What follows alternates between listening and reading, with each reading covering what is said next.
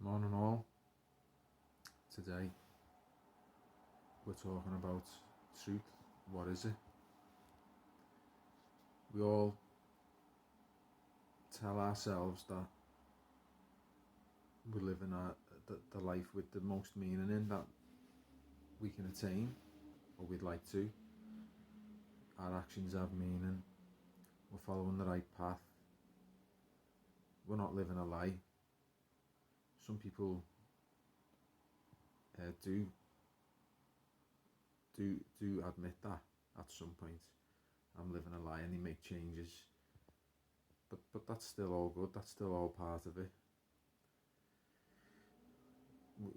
It seems that what we share in common is that we don't want to live a lie, even if we are at some point, and we do. I think everyone knows and agrees that we want a truthful life. We want to do the things that mean something, whatever that is, and there's no judgment on that. Whatever that is from person to person, I know it's completely different. So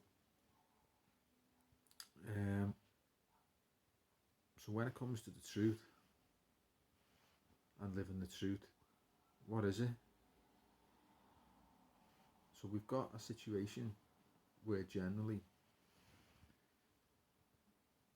we have society sitting waiting for what truths are from authoritative figures, bodies, institutions, usually in the form of some scientific understanding. And so we entrust the scientists, the researchers, the experts to do their thing, find the knowledge, say what it is, and let us know. And we go, oh, okay, so that's the truth. And I'll live my life accordingly with that. That's of course allowing for disagreements here and there, and we know that truth is an ever unfolding thing, and that's okay.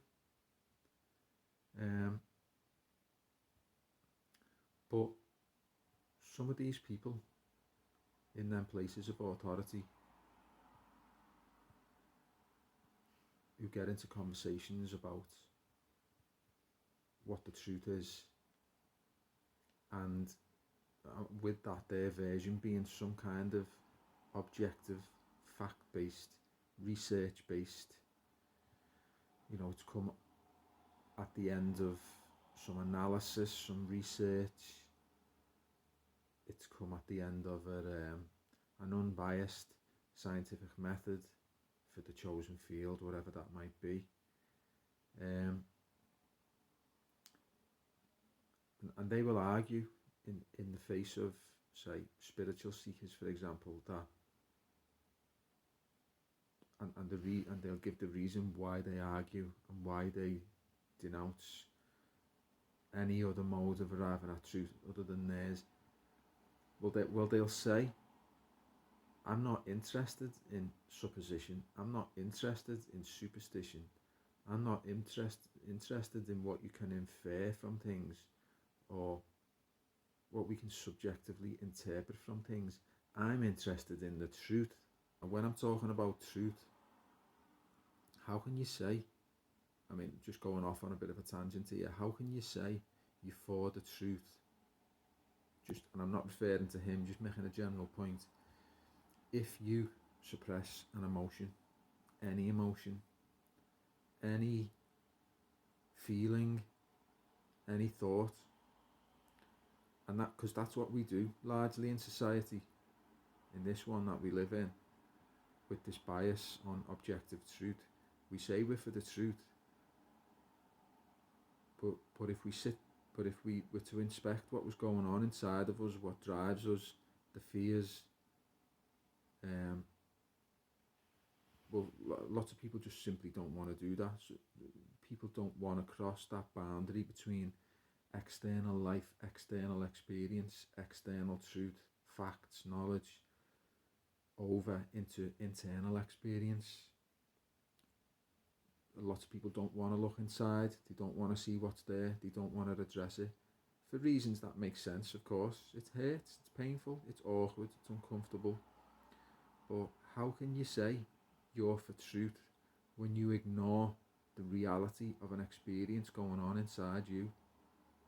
Which is all that some practices that don't rely on science encourage us to do, is to take that internal trip, is to see what's actually going on.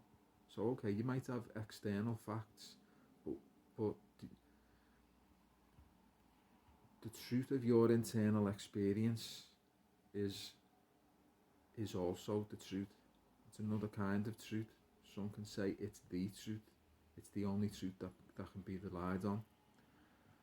That can take us into the argument of whether emotions and subjective experience are to be relied on, and that's a whole other topic, a whole other debate, which I'll get into in another video. But it makes absolutely no sense to me that people can be truth seekers, in inverted commas, chasing the truth, but completely unwilling to sit down for 5 minutes and see what's going on inside, and to know it, and to have any kind of knowledge on that.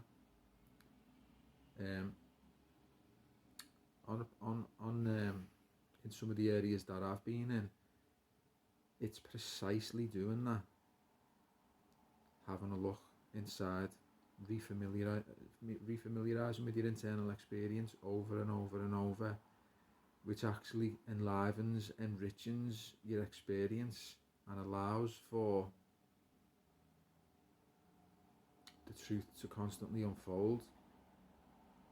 Because when we block what's going on internally, inside, when we suppress it, we don't feel it, cutting ourselves off from the majority of how human beings as an actual organism receive information through the body, through the heart as an organ, which is an electromagnetic receiver. This is all scientific, by the way, what I'm saying. This isn't just nonsense, and I can show this. But the bodily intelligence, what we can receive on a second by second basis from the environment by being open in the body, but we can only be open if we've gone inside and